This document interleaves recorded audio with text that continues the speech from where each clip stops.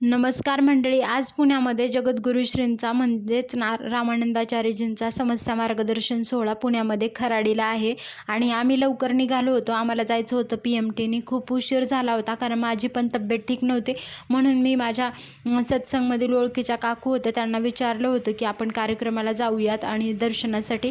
नंतर मला जाऊन सेवा करायची होती. मग आम्ही इथे आलो होतो आणि आम्हाला खराडीला जायचं होतं म्हणून आम्ही इथे PMT बस स्टॉपला आलेलो होतो आणि PMTची वाट बघत होतो.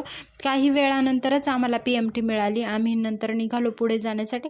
खराडीला जाण्यासाठी मी जिथून राहते तिथून 1 ते 1.5 तासाचा अंतर लागतो, म्हणजे वेळ लागतो. तर आम्ही निघालो होतो आणि आम्ही PMTमध्ये बसलेलो कारण रिक्षा ओला बुक करून सुद्धा जाता येतं. पण आता आमच्या इकडून डायरेक्टच बस आहे, त्यामुळे आम्ही बसने PMTनीच निघालो.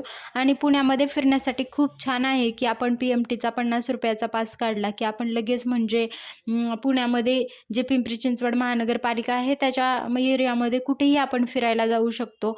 जर आपण पुणे महानगरपालिकेमध्ये आलं तर आपल्याला वेगळा पास काढावा लागतो. अशा प्रकारे आम्ही PMTने उतरले होतो बस स्टॉपवरती. आणि इकडे बघा अशी सॉफ्ट टॉयज वगैरे आहेत, इकडे दुकाने होते. आणि पुढेच गेल्यानंतर मी तुम्हाला दाखवते कार्यक्रमाचं मोठा फ्लेक्स जो होता तो लावलेला होता. मोठं बॅनर जे होतं, जगद्गुरू श्रींचा कार्यक्रम खराडीला आहे तर 2 दिवस हा समस्या मार्गदर्शन सोहळा राहणार आहे.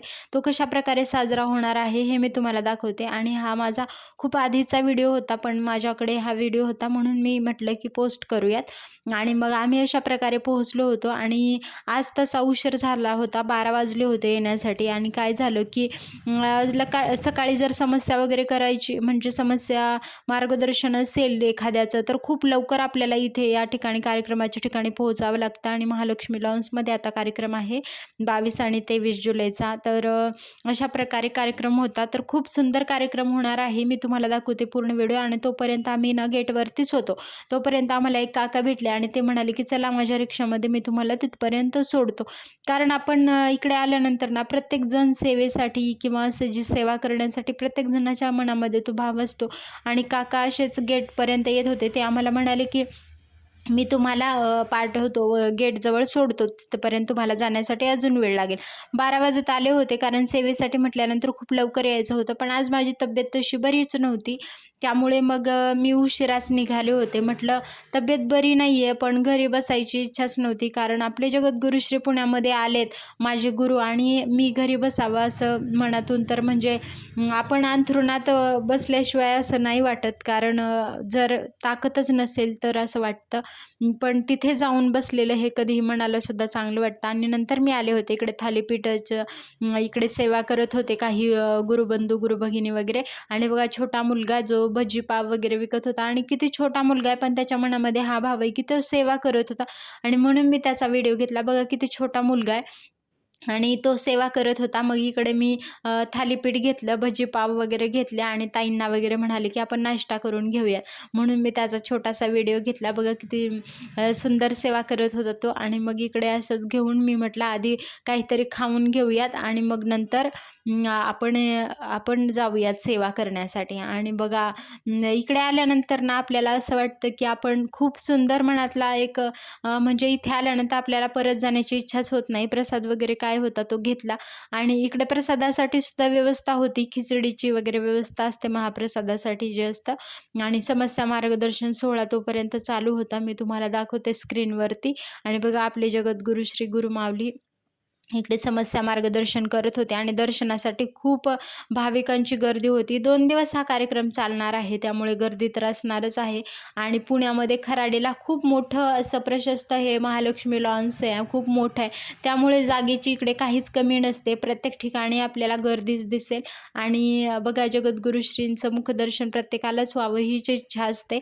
आणि मग नंतर बघा संध्याकाळी खूप जण इकडे जेव्हा समस्या मार्गदर्शनाचा वेळ वगैरे संपत आलेली होती दर्शनासाठी, तर इकडे सगळेजण बघा आनंदामध्ये नाचत होते. आणि खूप छान वाटतं. आपण इकडे आल्यानंतर आपल्या आईकडे म्हणजे मनामध्ये खूप आनंद वगैरे असतो. आणि मी संध्याकाळपर्यंत थांबणार होते. म्हटलं जगद्गुरू श्री जेव्हा जातील तेव्हाच आपण गेल्यानंतरच जावं घरी.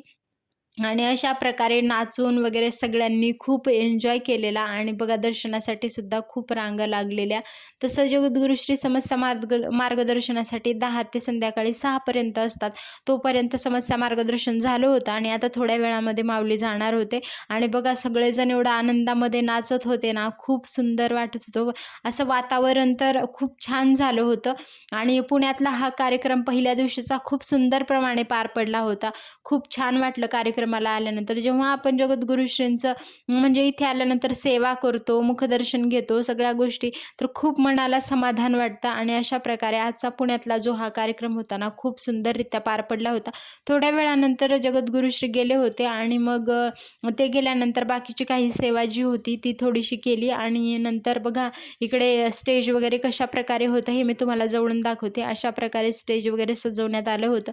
आपलं गजानन माऊलींची प्रतिमा वगैरे अशा प्रकारे स्टेजवरती म्हणजे ते खूप सुंदर स्टेज सजवला होता. काही महिलांनी नंतर मग फोटोज वगैरे काढले. आणि मग आजच्या दिवसाचा कार्यक्रम पार पडल्यामुळे काही सेवा वगैरे सगळेजण करत होते आणि थोड्या वेळानंतर आम्हाला प्रसाद वगैरे घेऊन आम्हाला निघायचं होतं.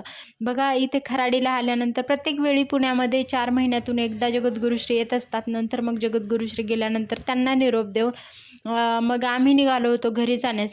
प्रसाद वगैरे घेतला आणि दिवसभर एवढं छान वाटलं ना वातावरण, असं वाटत होतं की घरी जायलाच नको. कारण खूप सुंदर वाटतं आपल्याला माऊली आल्यानंतर. आम्ही निघालो होतो, मग खूप रात्र झाली होती. इथून आता घरी जाण्यासाठी आम्हाला 1 ते दीड तास लागतो, म्हणून आम्ही PMTच्या बस स्टॉपकडे निघालो होतो जाण्यासाठी. आणि इथून डायरेक्टसुद्धा आपल्याला रिक्षा भेटतात. ओला बुक केल्यानंतर ओलासुद्धा भेटते आपल्याला. 1 ते दीड तासाचा रस्ता आहे. पण PMTने जाण्यासाठी मग म्हणजे 1 तासामध्ये वगैरे आपण जाऊ शकतो. डायरेक्ट PMT आमच्या स्टॉपपर्यंत वगैरे आहे. नंतर आम्हाला PMT मिळाली होती आणि PMTला गर्दी होती, बघू शकता तुम्ही. आणि आम्ही PMTमध्ये बसलो होतो. नंतर आम्ही घरी जाण्यासाठी निघालो, कारण उद्यासुद्धा लवकर आम्हाला यायचं आहे. सेवा असते. सेवा केल्यानंतर मनाला ना एक खूप वेगळंच समाधान असतं. आणि आपल्या सेवा केंद्रातील किंवा जे पुण्यातील भाविक भक्तगण होते ते सुद्धा आम्हाला PMTमध्ये भेटले होते. नंतर आम्ही घरी जाण्यासाठी म्हटलं की लवकरच जाऊयात. घरी गेल्यानंतर अजून माझ्या मिस्टरांसाठी वगैरे मी प्रसाद घेतलाच होता तसा. म्हटलं की आज काहीच बनवायचं नाही आहे. मग तोपर्यंत आम्ही पोहोचलो होतो, उतरलो होतो पिंपरीच्या इकडे. आणि मग आम्हाला पिंपरीच्या इकडून अजून एक PMTनी प्रवास करायचा होता. आणि इकडे कुणाकुणाला PMT सहन होत नाही, त्यामुळे माझ्यासोबतच्या ज्या ताई वगैरे होत्या ना, त्यांना खूप उलट्या होत होत्या. म्हणून मग आम्ही इथेच उतरलो होतो आणि तिथून पुढे चालत जाऊन मग आम्हाला दुसरी PMT पकडायची होती. तर आजचा दिवस ना खूप सुंदर वाटला. जगद्गुरुश्रींचं आम्हाला म्हणजे दर्शन झालं, सेवा झाली. तसेच पटकन मग थोड्या वेळामध्ये PMT आली होती दुसरी. ती PMT पकडली आणि आम्ही निघालो घरी जाण्यासाठी. पास होता, त्यामुळे आजचं तिकीट तर ₹50मध्येच झालं होतं. तर आजचा व्हिडिओ कसा वाटला हे मला कमेंटमध्ये नक्कीच सांगा. आणि असेच पुढचे नवनवीन व्हिडिओज पाहण्यासाठी माझ्या चॅनलला नक्की सबस्क्राईब करा. भेटूयात माझ्या नवीन व्हिडिओमध्ये. धन्यवाद. जय सियाराम सगळ्यांना.